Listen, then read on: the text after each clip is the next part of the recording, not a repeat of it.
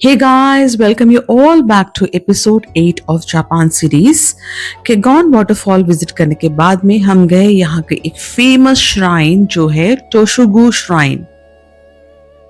टोशुगु shrine को UNESCO world heritage में include किया गया है। It is a final resting place of Tokugawa Ieyasu, the founder of Tokugawa shogunate. आज अच्छी खासी बारिश शुरू हो गई थी और जंगल के थ्रू जा रहे हैं, थोड़े माउंटेन हाइट में है ये shrine.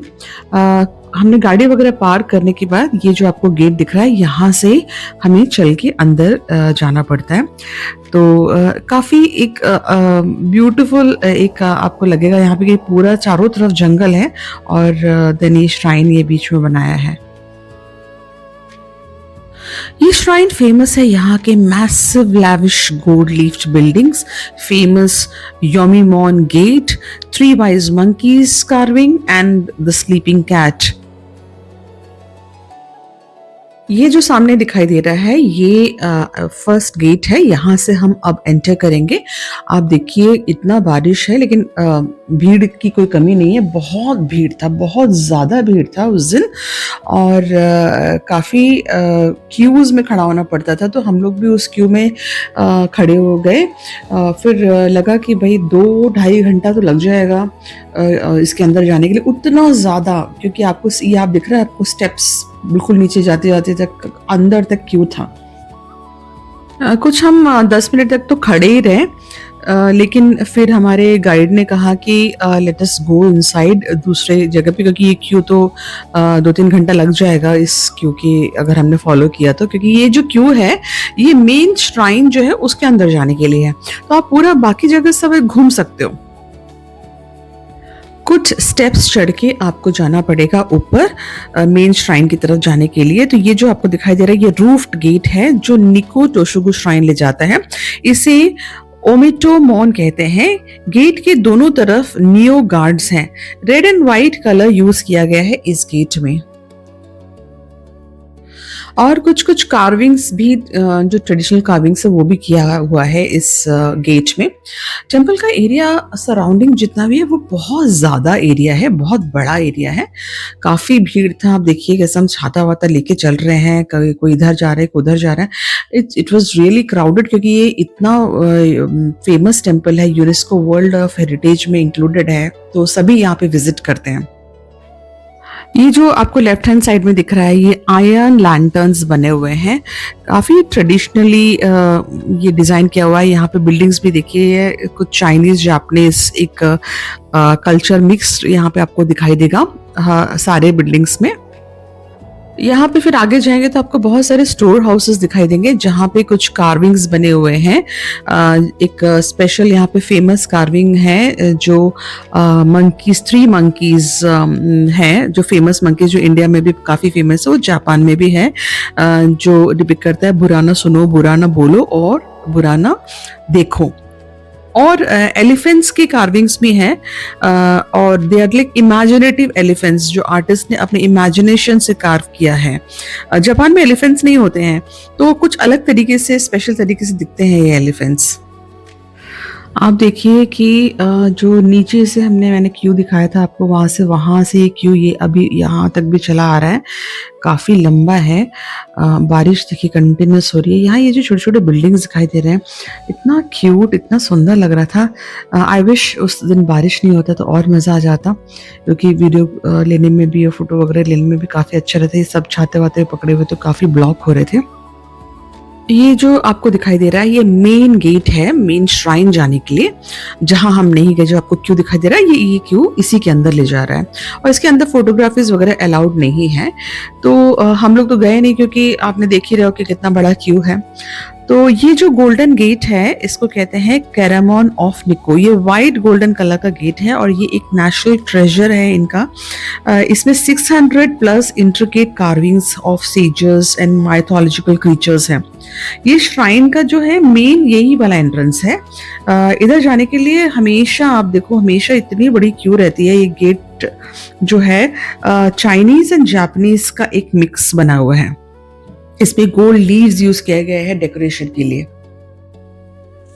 Usually Japanese shrines simple होते हैं, but this was really huge decorated और रियली बहुत पुराना सा लुक है, एंटीक सा। 1636 में इसे कंप्लीट किया गया था। यहाँ पे 55 बिल्डिंग्स है इस पूरे सराउंडिंग में, और ये निको सिटी में है। अब यहाँ से हम थोड़ा-सा चलेंगे तो हमें यहाँ पे ये जो रेड कलर का बिल्डिंग यहाँ पे दिखाई देगा, ये एक हॉल है जहाँ पे क्राइंग ड्रैगन इस हॉल को कहा जाता है। जो इसको पेंटिंग करा हुआ है, सीलिंग में बहुत बड़ा-सा ड्रैगन की पेंटिंग बनी हुई है। यहाँ पे आपको अपना अम्ब्रेला, शूज़ वगैरह सब रिमूव करना होता है, एंड देन आपको आप अंदर जा सकते हो, और फोटोज़ वगैरह यहाँ पे कैमरा वगैरह अलाउड नहीं है।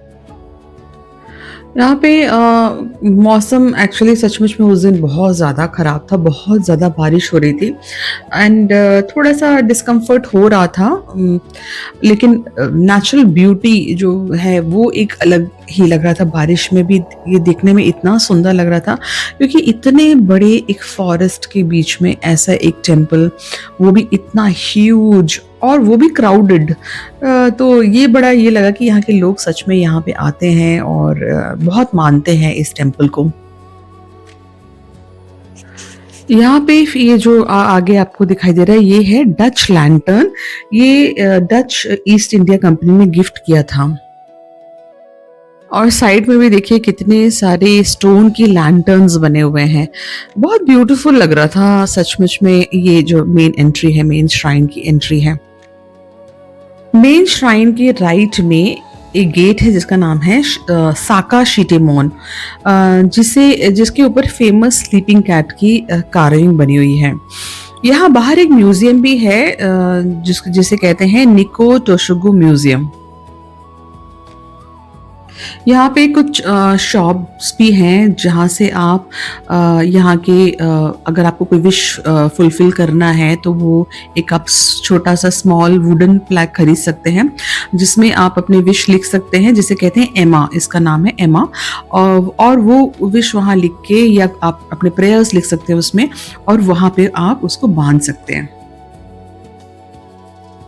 यहाँ पे भी आप देखिए टेम्पल में बहुत मेरे ख्याल से ना के बराबर ही है।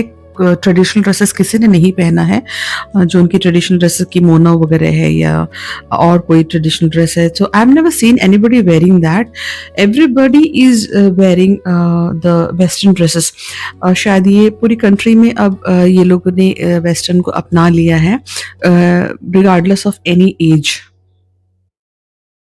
अनलाइक अदर जापानीज श्राइन्स, यहाँ पे आपको दोनों एलिमेंट्स साथ में दिखाई देंगे, शिंटो एंड बुद्धिस्ट। बाकी जगहों में दोनों को अलग अलग कर दिया है, लेकिन यहाँ पे टोशुगु में ये साथ में ही है। यहाँ पे वैसे तो बहुत सारी खूबसूरत बिल्डिंग्स हैं, लेकिन यहाँ पे एक फेमस जो है वो है 5 स्टोरीड पगोड़ा, जो आपको अभी आगे दिखाई दे रहा है, ये दिस वन। ये इतना खूबसूरत है। It depicts 5 elements, earth, water, air, fire and space. ये जनरली जनरल पब्लिक के लिए ओपन नहीं रहता है। यहाँ की जो टाइमिंग्स हैं सुबह 9 o'clock से शाम को 5 o'clock तक है, एंड ठंड के मौसम में यहाँ पे 9 बजे से 4 बजे तक का टाइमिंग है। ये निको स्टेशन से करीब 15 मिनट्स के ड्राइव अवे में है। ये जो खड़े हैं यहाँ पे, जैसे कुछ लोग एंट्रेंस टिकट खरीदने के लिए खड़े हैं, तो आप बेटर है कि आप पहले ही अपने टिकट्स खरीद के लाइए, क्योंकि काफ़ी लंबा क्यू रहता है। और आप खुद ही देख सकते हैं कि ऐसे मौसम में भी कितने लोग आए हुए हैं यहाँ पे। तो ये आप ज़रूर करिए कि ऑनलाइन या जैसे भी आप टिकट्स पहले अरेंज कर लीजिएगा। यहाँ पे हंड्रेड्स ऑफ स्टोन स्टेप्स हैं जो यहाँ को ले जाते हैं लियासु के ग्रेव तक। तो वो भी एक एरिया है जहाँ पे ये रेस्ट कर रहे हैं।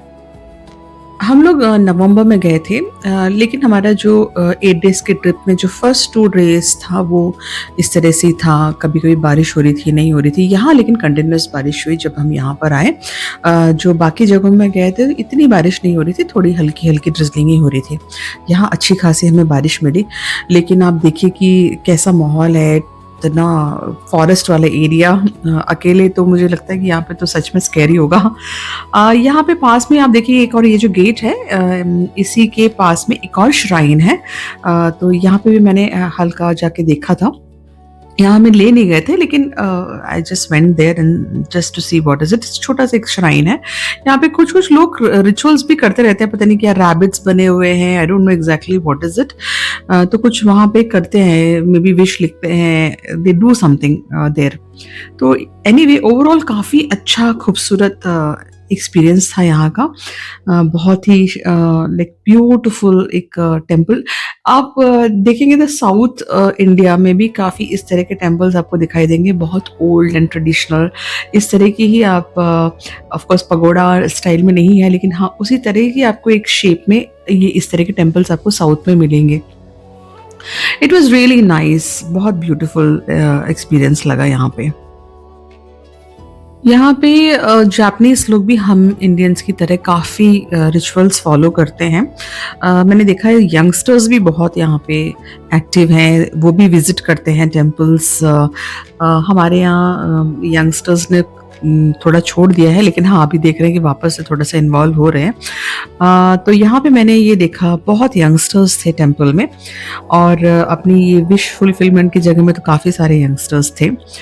यहाँ पे भी आप देखिए बहुत सारे लोग कुछ ना कुछ करते रहते हैं, पता नहीं क्या रिचुअल कर रहे हैं। कुछ एक स्टैचू सा बना हुआ है और वहाँ पे कुछ चढ़ा रहे हैं, कुछ तो कर रहे हैं। तो ऐसे कुछ कुछ रिचुअल्स हैं इनके। और अभी देखो शाम का वक्त हो गया है नाउ, अभी वापस हमें अपने होटल की तरफ जाना है। करीब 2-2.5 घंटा 3 घंटे की ड्राइव है यहाँ से होटल के लिए। और एक चीज़ यहाँ पे ये है कि जब भी हाईवे वगैरह में ना क्या होता है कि आप गाड़ी रोक नहीं सकते।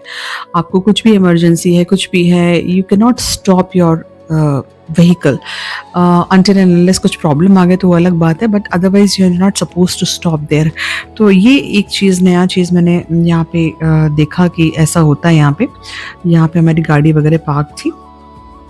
सो finally we reached a hotel. बहुत अच्छा होटल है, असाकुसा व्यू होटल है। इसी होटल के पास में ही आपका जो असाकुसा टेम्पल है, यहाँ पे शॉपिंग भी आप कर सकते हैं। पास में बहुत सारे सुपरमार्केट्स एंड शॉपिंग एरिया है, शॉपिंग स्ट्रीट भी है। तो यहाँ पे इस तरह की चीज़ें आप खरीद सकते हैं। और दूसरी चीज़ ये है कि इसकी लोकेशन बहुत ही ज़्यादा अच्छी है, तो हर चीज़ पास में ही आपको सारी चीज़ मिल जाएगी।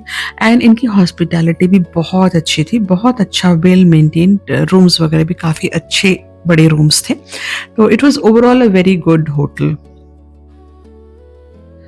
होटल से बाहर का व्यू ये है। तो यहाँ पे आप देख सकते हैं, ये असाकुसा टेम्पल भी दिखाई दे रहा है, यहीं से होटल रूम से ही आपको सब दिखाई देता है। तो this was really good place. यहाँ जो डंकी मार्केट भी पास में है, टोक्यो स्काई ट्री भी आपको दिखाई देगा अगर मौसम सही है तो। So it was overall a very very beautiful place. So winding up here, please do like, share and subscribe to my channel. Hope you liked the video. Bye bye.